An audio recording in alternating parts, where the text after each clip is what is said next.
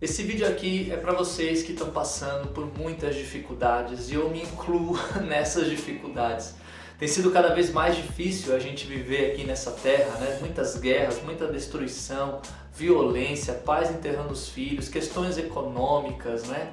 Cara, são muitas e muitas e muitas situações que estão ali nos tirando a esperança e nos enchendo de medo. Medo do que está acontecendo, medo do que pode acontecer, e cada situação dessa deixa a gente desesperado. Eu acho que a palavra é essa mesmo, né? Uma desesperança do que Deus está fazendo, do que está acontecendo, da sociedade como um todo. Enfim, estamos de volta aqui, né, com o nosso quadro Pausa para o Café, um momento onde eu falo com vocês numa conversa mesmo, onde a gente vai trocar aqui uma ideia, e eu espero com essas escrituras, com aquilo que eu quero trazer biblicamente, você possa sair daqui encorajado.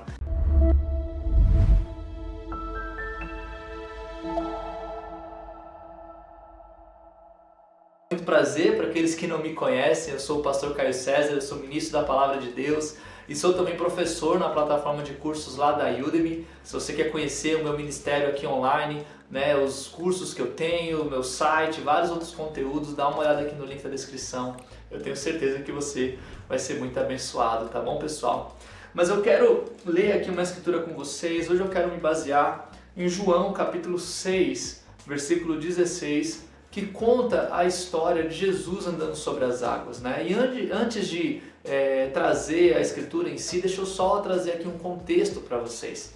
É importante a gente lembrar que no Evangelho de João, ele não fala aqui sobre Pedro andando sobre as águas. Isso a gente vê em outros evangelhos. Aqui João, ele está focado em outras coisas. Nesses primeiros capítulos do seu livro, ele quer trazer para as pessoas que Jesus de fato é Deus.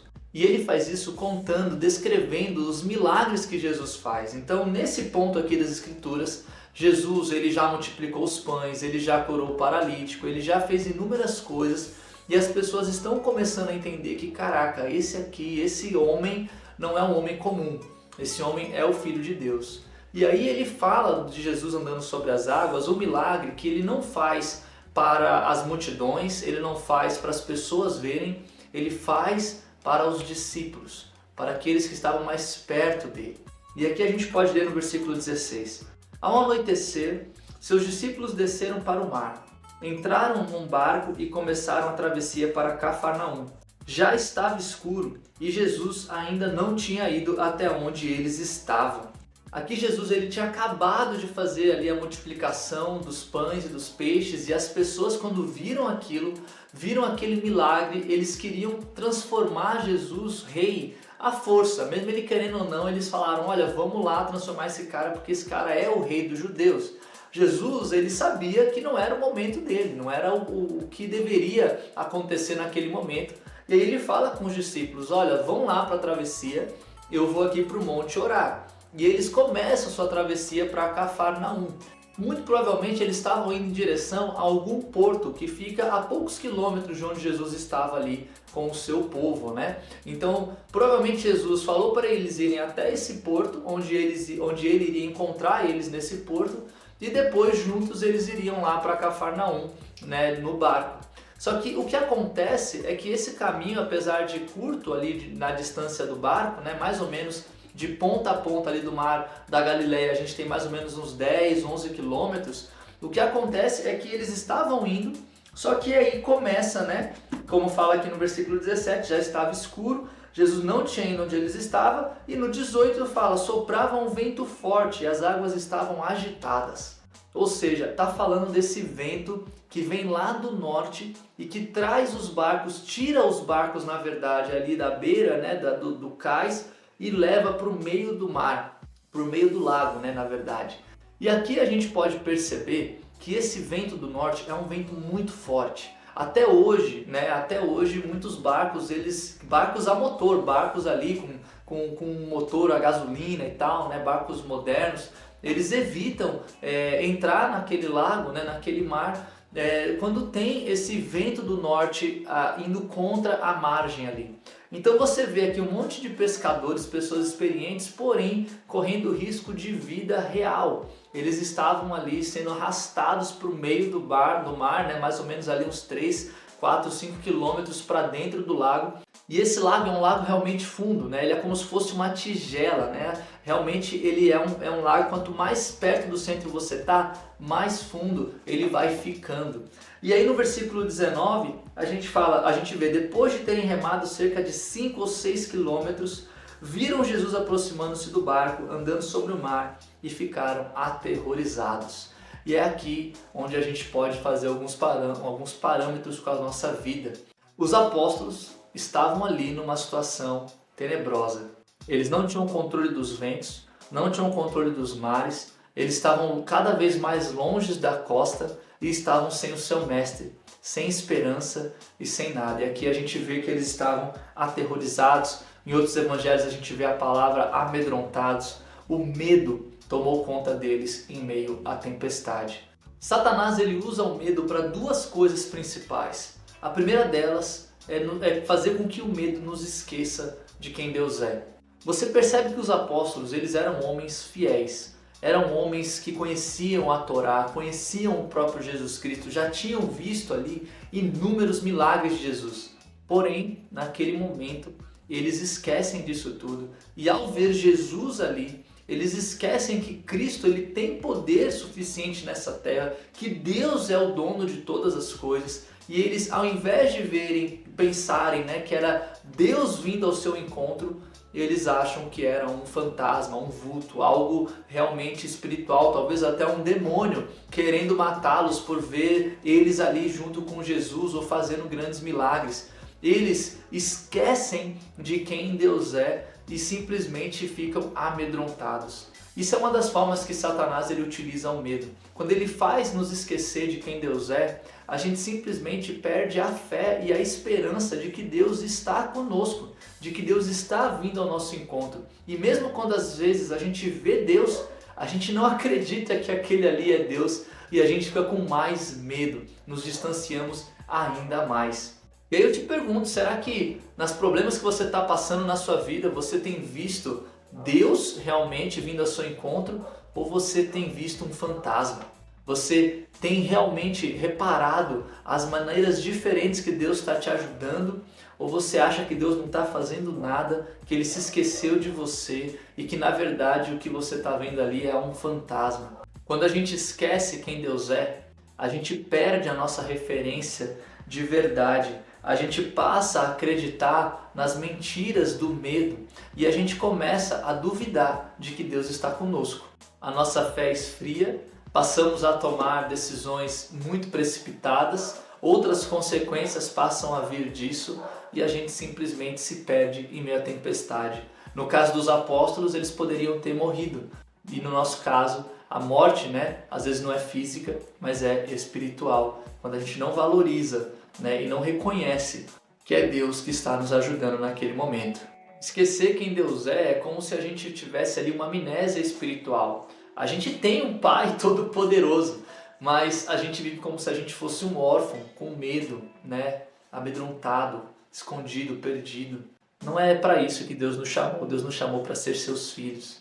E aqui tem um segundo ponto que Satanás ele utiliza, né, o medo para nos atingir, para atingir os filhos de Deus. A partir desse medo, Satanás quer nos convencer que Deus nos abandonou. Claro, se a gente esquece quem Deus é, logo a gente imagina e acha de que Deus simplesmente não está com a gente. Só que aqui vem um ponto bem interessante e presta atenção nisso aqui porque é importante.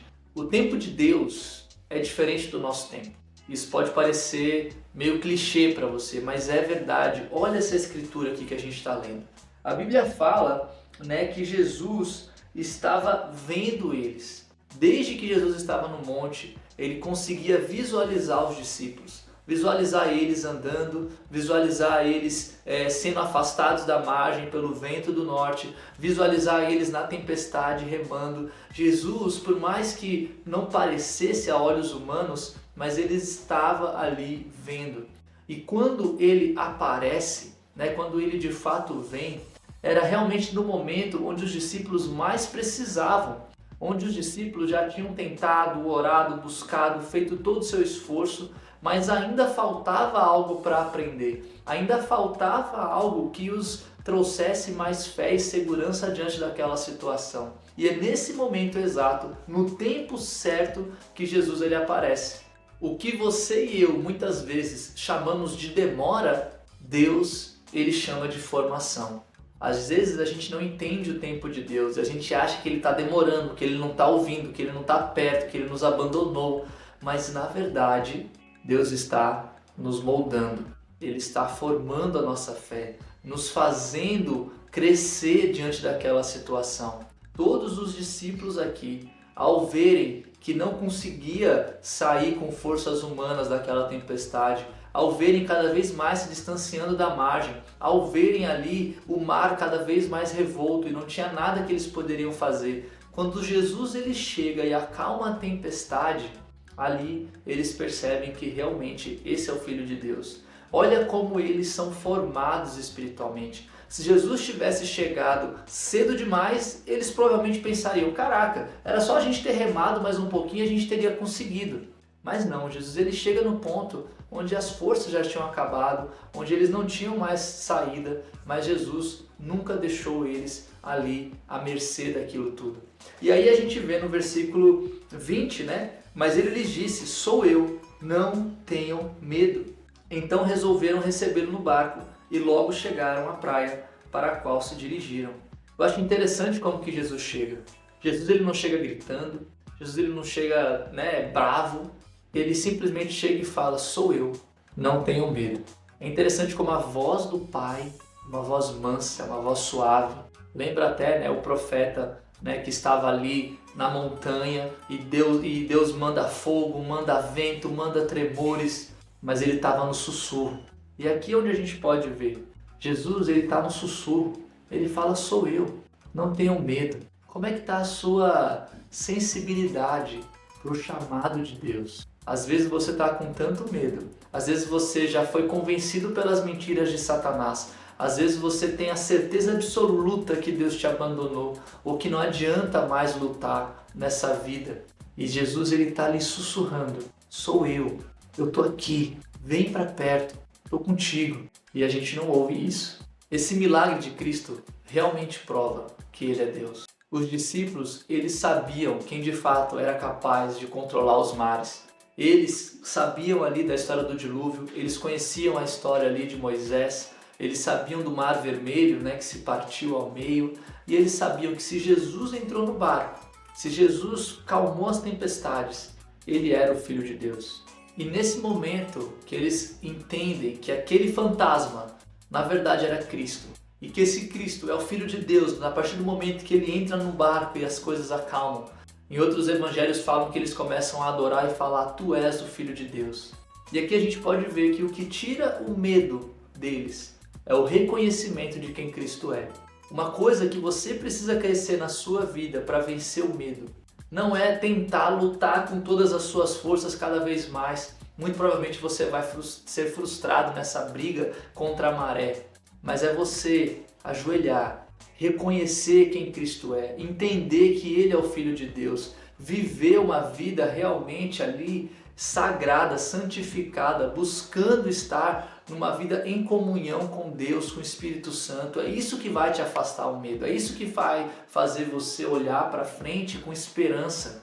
Não é os políticos, as pessoas, as iniciativas, as ideologias ou qualquer questão social que vai te trazer segurança.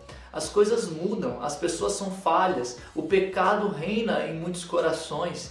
O que traz segurança e paz nesse mundo caótico que vivemos é a certeza de quem Cristo é e a confiança e a fé de que Deus está guiando esse mundo e está agindo nessa terra.